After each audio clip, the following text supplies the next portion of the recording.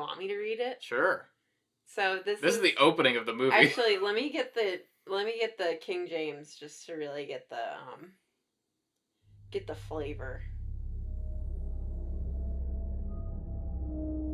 If in spite of these things you do not accept my correction, but continue to be hostile toward me, I myself will be hostile toward you, and will afflict you for your sins 7 times over. And I will bring the sword on you to avenge the breaking of the covenant. When you withdraw into your cities, I will send a plague upon you, and you will be given into enemy hands. When I cut off your supply of bread, 10 women will be able to bake your bread in one oven, and they will dole out the bread by weight. You will eat, but you will not be satisfied.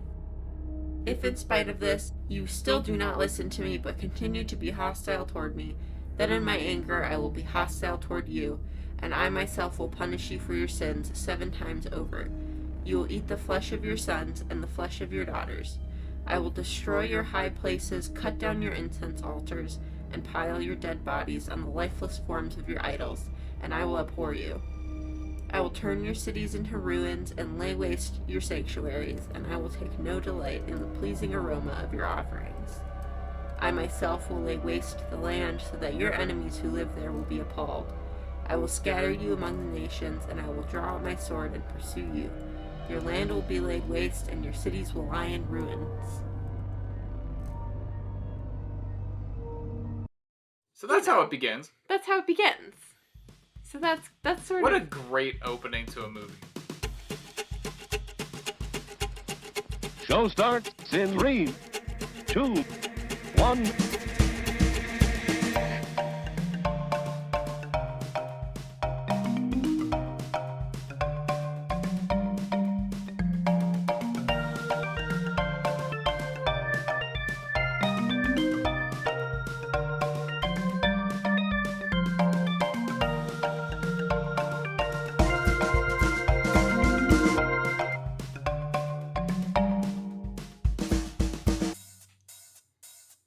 Hello, and welcome to Cinema Crush. Hi. just hi? Yeah. Okay. That's how I start emails. Oh. Hi. Hey. How's it going? How do you start emails, audience? Yeah. There's an email etiquette, and I get bothered when people don't follow it. I say howdy sometimes, depending on who it is. I don't say it in an email, but I pretty much only say that in person. I can't control it. It's a good word. But, hi, if you're new, because we haven't posted in a long, long time. My name is Jacob Salisbury. I'm Emily Salisbury. We're both artists. I'm an animator. I'm a something. Something? I just do stuff. You're an illustrator that works in government? I'm an illustrator masquerading as a graphic designer. But yeah, happy Halloween. This is our last minute Halloween special. Also trying to get back into the swing of podcasting things. But we were gone for a while. We had a lot of life changes happen all at once. So we kind of just put the podcast on hold. We moved. Yeah, we're in a different space now. We have an office. Can you hear it?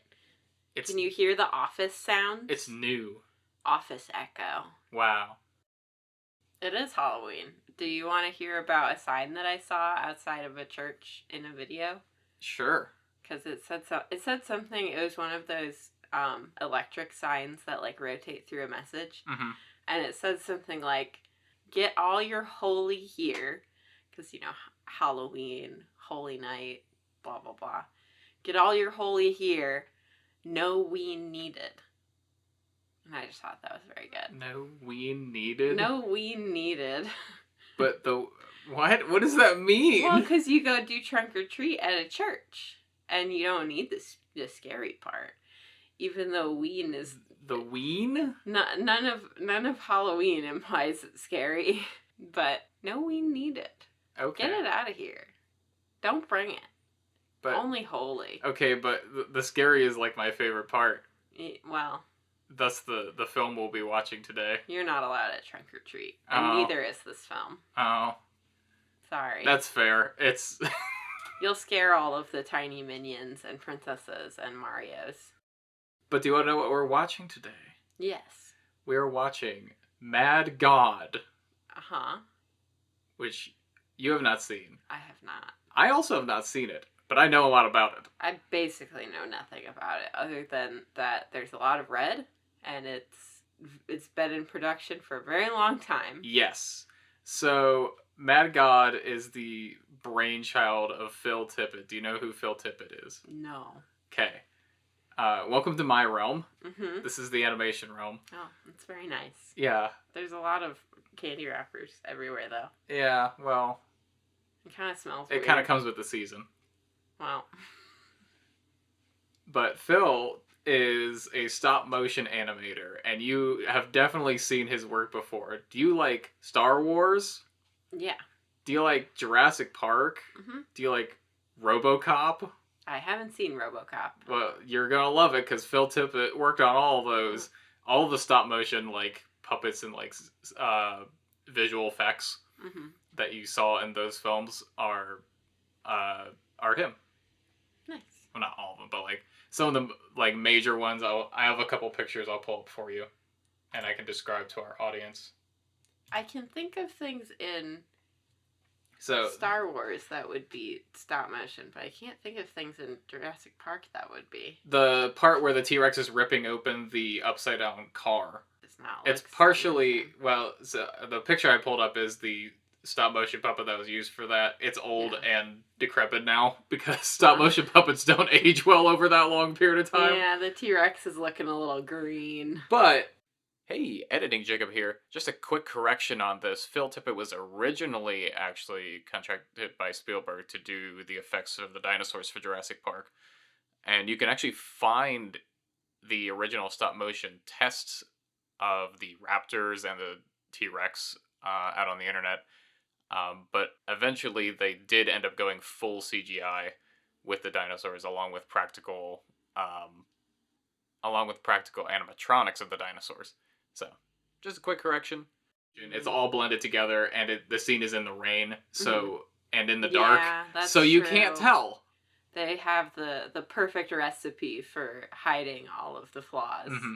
If you ever need to hide your visual effects, or like you see a movie and you're like, oh, that looks so realistic, it's probably because it was either in the rain or dark. Have you seen Pacific Rim and Pacific Rim 2? Yeah. There you go. Yeah. Night and day, literally. Because the first film was all wet and all dark, and that's why the CG looks so good, because you can do it cheap and everything just has to be shiny. Yeah.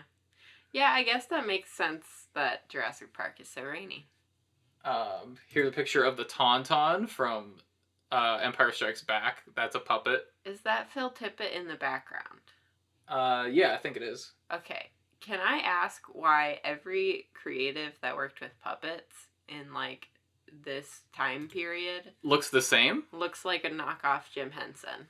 They I mean- all have the same black hair and beard and weird, like, kind of long hair, but balding on top. Uh-huh.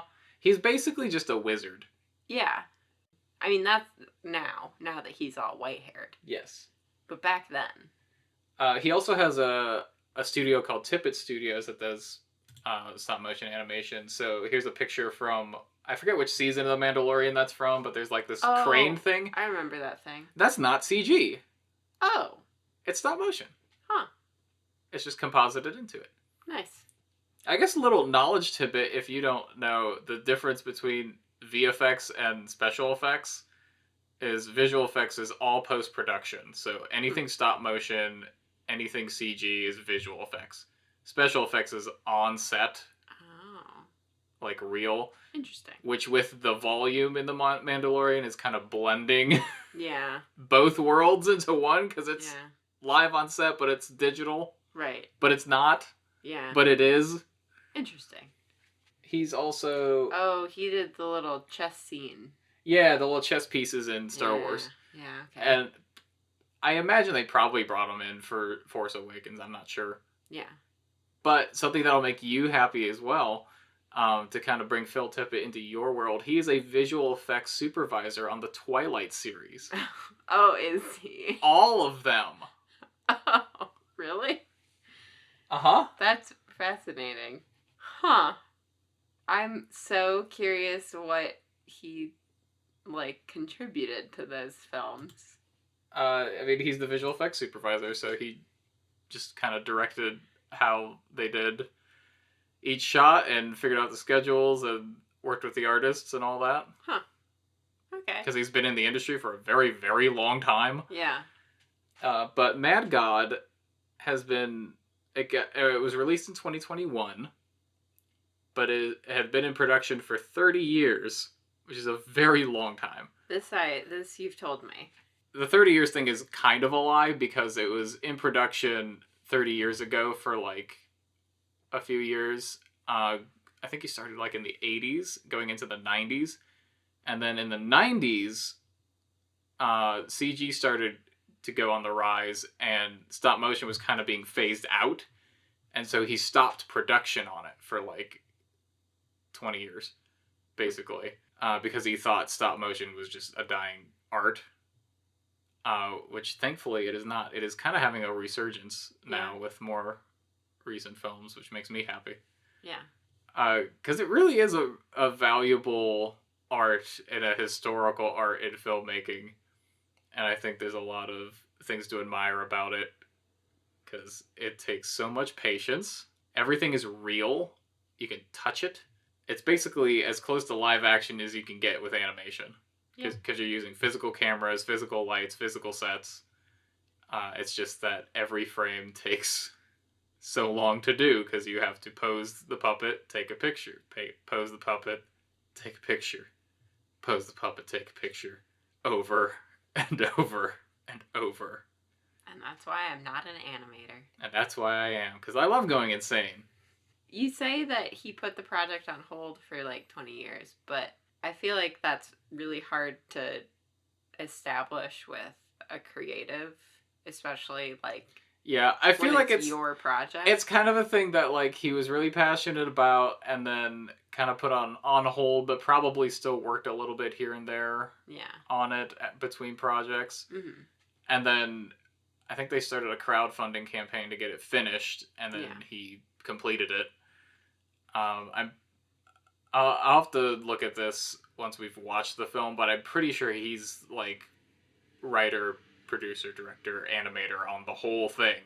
And I don't know what to expect, except creepy stop motion, because that's honestly the genre of stop motion is best at. Some people are afraid of it, which always fascinates me. Yeah. Like the medium in general. Yeah, yeah. Yeah, we know a lot of people that express that. And I don't know if it's just, like, the uncanny movement. Like the way it moves. Or I hear that a lot about Chicken Run. And I don't know if that's people misconstruing the plot of Chicken Run with the medium that it's told with, because it is, you know, chickens being baked into pies. Yeah. And being it's murdered. Great. No, that's why it's so good for stop motion, though. Because you can squish the clay, and you can squish the chickens and the pies. Yeah. There's a lot of interesting things that you can do with that. I'll pull up a picture of some of the puppets that we'll see. Oh. Those look like real human teeth. It sure does. It's probably a mold of something, or like, it might even be like an actual like dentistry model that he repurposed into a puppet. Yeah, artists be reusing garbage a lot. But I'm so excited to watch this. I don't know what to expect. We'll go watch this, and we'll see you after the break. See you then.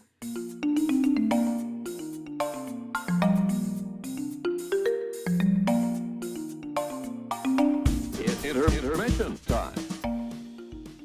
Hey, Jacob here with the middle part of our podcast. If you like what you hear and you'd like to support us, you can email us at cinemacrushpod@gmail.com. You can also follow us on Twitter and Instagram at cinemacrushpod. That's cinemacrushpod, all one word. There we'll be posting updates and sharing things that we love. If you have questions or feedback, you can tweet at us, DM us, or comment on posts, respond to stories that we put out. We'd love to hear from you. We'd especially like to hear any feedback for our new setup. If there's anything weird with the audio, let us know. Or if it sounds good, let us know. We really appreciate you for listening and giving our podcast a chance. If If you know someone who'd like our show, please share it with them. That's all the announcements I have for this episode. Let's get you back to the podcast for a review and reflection on Phil Tippett's Mad God.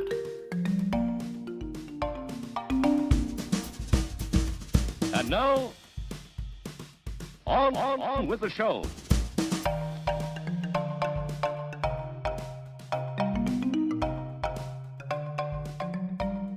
Welcome back.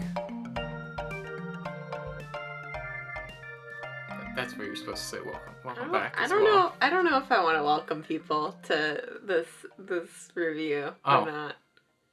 Was this film not welcoming to you? I felt embraced by the love of Phil and all his many creations.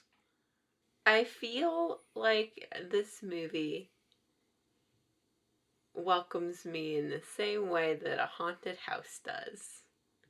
Which is that I'm not really being welcomed. I'm willingly entering somewhere that I probably shouldn't. So I won't welcome. But I will say, do you dare enter beyond these gates? Do you dare watch Mad God? I dare you, viewer. Turn back now. No. Death is waiting for you. It's beautiful. In a horrible, horrific way.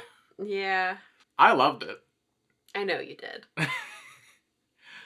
That's the thing about me is I love creepy aesthetics and spookies, but like horrific spookies. Cronenberg, H.P. Lovecraft spookies. Which is why it forever surprises me that you had not seen John Carpenter's The Thing. I know, and I'm so glad you showed it to me. Because now I can show you this. Yeah, this was worse. Oh, so much worse. Yeah. This, I think the thing that I compared it to while we were watching it is if you've ever played the games in the Little Nightmares series. Yeah. It's like Little Nightmares, but for adults. Yeah. Where, like, you know, Little Nightmares is definitely still for an older audience. But this is like... But, like, no limits on gore, no limits on anything. Yeah. All hands off. Yeah. Anything goes. Yeah, I guess for a basic plot synopsis... Spoilers ahoy. Spoilers from this point on. But not really. Not really. Because the whole thing's kind of a fever dream of... I don't think I could give you a cohesive plot synopsis of this film without, like, hearing about it from the creator himself. Yeah. That's the thing. I want to watch this again with the commentary. Yeah. And I think I'll get a lot more out of it if I do that. Yeah. But I feel like you need to experience it by itself first. Yeah. It feels like a movie, like, it belongs in a museum, you know? Like, yeah. It's a very artsy film, and there's a lot of work put into it, and then it makes you do a lot of work. Yes. That's the thing with the plot is, like, you really do have to pay attention to this film. Yeah. Otherwise, it's just madness, which is kind of the point. Virtually no dialogue. The music is mostly instrumental. So anytime there is any vocalization or anything, it really matters. Mm-hmm. Which was really interesting. Like, it doesn't explain anything, but it does. In a very, like, film way. Yeah. It follows the main character in a way that I haven't really seen done in other films. Because our, like, quote, protagonist, I guess, there's this guy in a gas mask and he descends in this capsule deep into the world. Whatever that is. Whatever that means. Which is, like, filled with monsters and creepy things. So the whole movie, you're just going down and down and down and more down. And you're, like, unlocking more and more of this cycle of gore and... unspeakable horrors. Unspeakable horrors. There's some really cool monster characters that you meet along the way. My favorite was the weird little hairball guys. Because they were the least creepy. Yeah. So there's... he comes across these, like, big people in chairs that are, like, pooping. Yeah. Pooping everywhere. Yeah. Being electrocuted. Being electrocuted, pooping everywhere, and then the poop gets made in these little guys. Yeah. Oh, well, don't forget, the poop goes into this big guy's mouth. Oh, yeah. It's a whole process. It's like Yeah. a factory, but it's like all organic. Yeah. But it's not. But it's not. I was trying to figure out a term for, like, how I would define this movie. Something punk. Like, the opposite of solar punk. Meat punk. Meat punk. Maybe. New genre unlocked. Steampunk mixed with meat punk. Gore punk. Yeah, gore punk. Hell punk. It felt like hell. This movie felt like descending into hell. I think if I was to give an accurate description of what the real hell would be, I think this would be a pretty close. Yeah. I'm curious if it's based on, what is it? Dante's Inferno. Yes. That's what I'm wondering. I sort of doubt it because it didn't quite give me that vibe, but it did have, like, it also has defined layers. It also has a little bit of, what's the one that has the hags, with the eye? I don't know. I can think of Disney's Hercules. Yeah, like there's some mythology, mixed into it. But he descends, and then our main character dies probably halfway through. Yeah. But there's this living thing inside of him that we keep following. Yeah. But you also get to sort of rewind the clock on the main character because we, like, literally, like, delve into him and see his memories. Like, if I had to surmise what I learned from this flashback scene that happens sort of right in the midpoint of the movie, what I understand is that there's this guy and he has built all of these homunculi and he's sending them down into these depths where this apocalyptic thing has occurred and wiped out pretty much all life except for whatever horrible things have crawled back up out of the gutters. Mm-hmm. And has sent him to do something with a briefcase. He has a briefcase full of dynamite. But it seems this has been attempted many times before, all of them unsuccessful. Yeah, and many times after. Just piles of briefcases with dynamite in them, and it's unclear what the goal is. Yeah, I guess to cleanse the world again. Maybe. By destroying it. But so that's also what I'm wondering is, like, who is our main character and who is the character that created them? Is, like, who is Mad God in this film? That's part of what I would like to know. It had a lot of sort of biblical motifs. Like, it literally opens with basically a Tower of Babel. Mm-hmm. And it opens with a scrolling scripture that it says is from Leviticus. Yeah, it's sort of like man's folly creates his own destruction, that kind of plot line. Sort of like Terminator, I guess, where, like, we built up all this infrastructure and then it all fell apart. Very classic, post-apocalyptic. The premise that's being laid out is mankind has sinned against God, and God is getting his revenge. Similar to Carrie Underwood's Before He Cheats, in the Revenge Quest flavor of storytelling. I literally wrote 2 notes, and one of them was, this movie makes me understand what it must feel like to go insane. Because that's what it felt like the whole time. Yeah. The other one was that the music is a big cue to help understand what's happening. Yeah. The sound design was pretty good. I think production-wise, this is the largest small-budget stop-motion film I've ever seen. If that makes sense. Like, it's not a Leica film. It doesn't have that level of polish. And it's not meant to have that kind of polish. Yeah. Because Leica's so polished. For viewers who don't know, they're the ones that make Kubo and the Two Strings, Coraline, Box Trolls, Missing Link. Like, it's so, their stop motion is so polished it looks like CG, which in some ways is kind of a problem because audiences that don't know the difference don't realize how much more work stop motion is. I guess not necessarily more, but more painstaking, more tedious, and definitely more expensive. Yeah. And that's all I could think about watching this is like, this movie is so expensive. There's so many sets. There's so many puppets. The credits are not that long. There's there's a number of animes. Like, it's more than just Phil Tippett. It's his studio. But there's not that many people that worked on it. Yeah, it was impressive visually. I would say very interesting in the way that it blended stop motion with practical effects with live action. Because that's what I wasn't expecting, is that this is a mixed media film. Yeah. Like, there are some shots that are like highly edited live action footage. There's a stop motion technique. I always hate the term. It's called pixelation. It has nothing to do with pixel art. But it's when you use people as stop motion puppets. Oh, okay. There's a little bit of that. It's not quite to the degree that normally is, because that would take forever. Obviously, you have a budget and a timeline.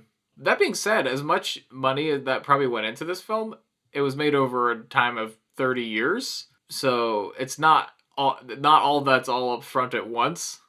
Right. It's just like slowly building over many, many years. And I'm curious of which scenes were shot first, like way back in the 90s, early on, which scenes were done later, like how much of this film was done at that early stage and how much was just finishing up this idea.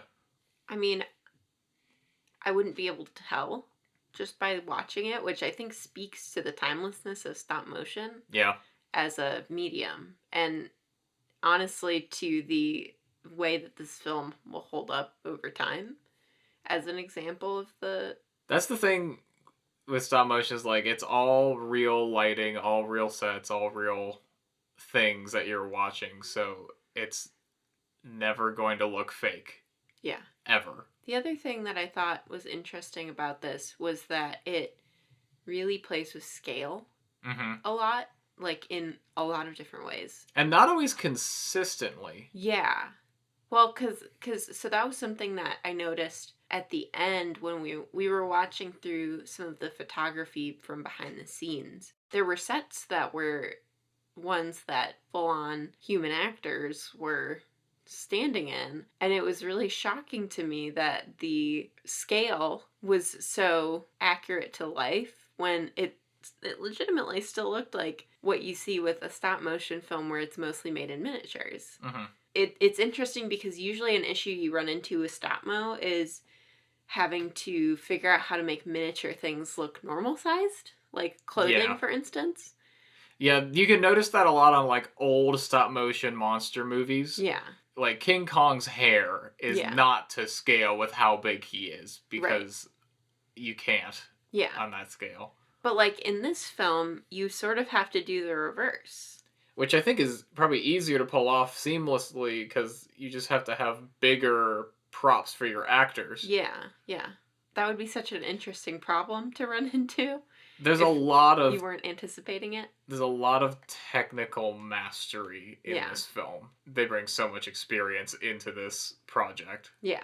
There's a lot of places where I'm just like, how technical does this have to get? Like, because there's cool techniques that I know about through you. For instance, the very first scene, that ink cloud effect that they do. Yeah, there's some like old visual effect techniques kind of mixed with new technology in the making of this.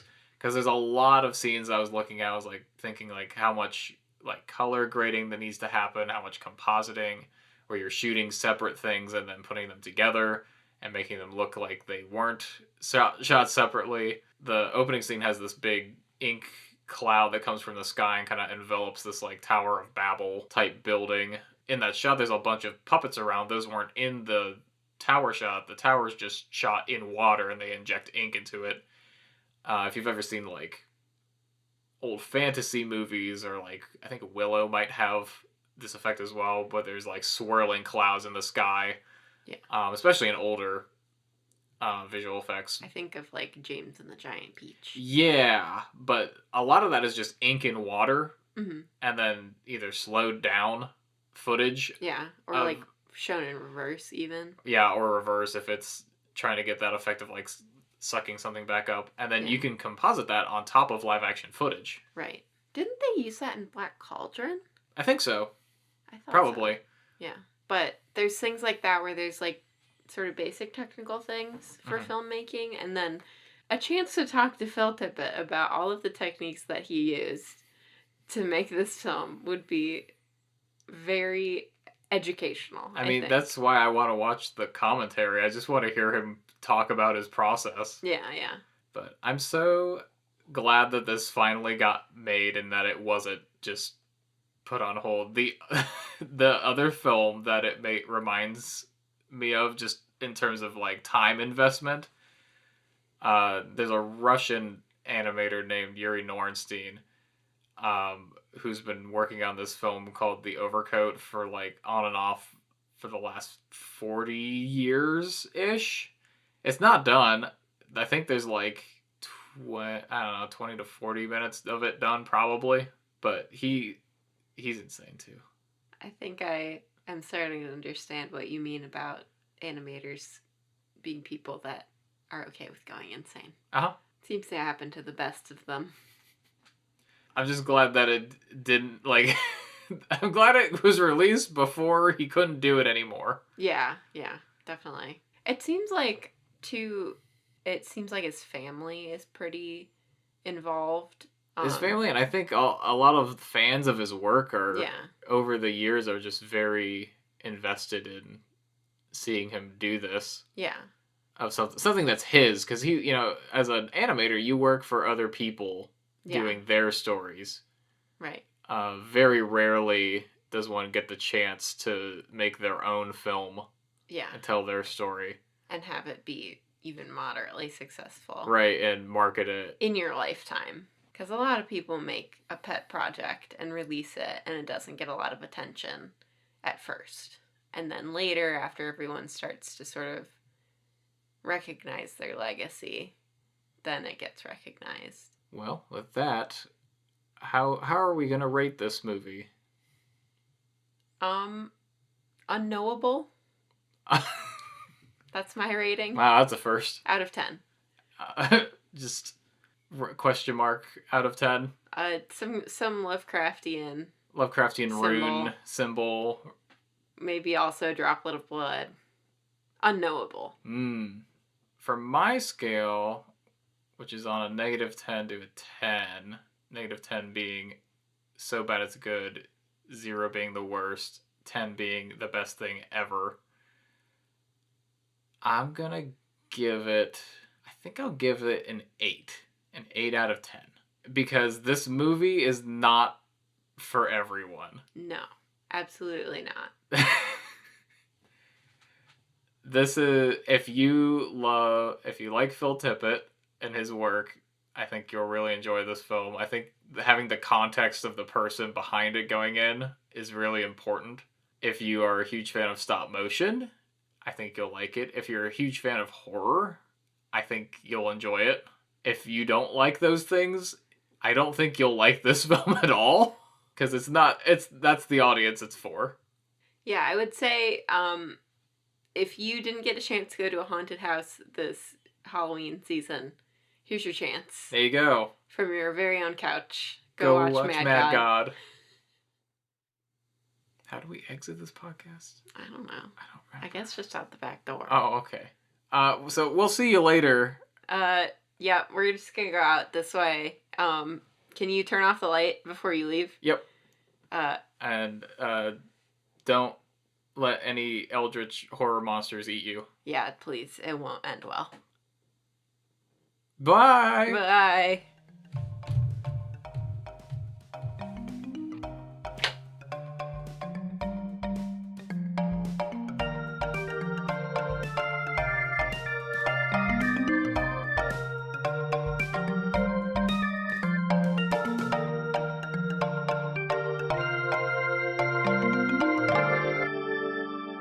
Thanks again for dropping in, and we hope you've enjoyed the evening as much as we've enjoyed having you here. Till next time, please drive carefully, and good night now.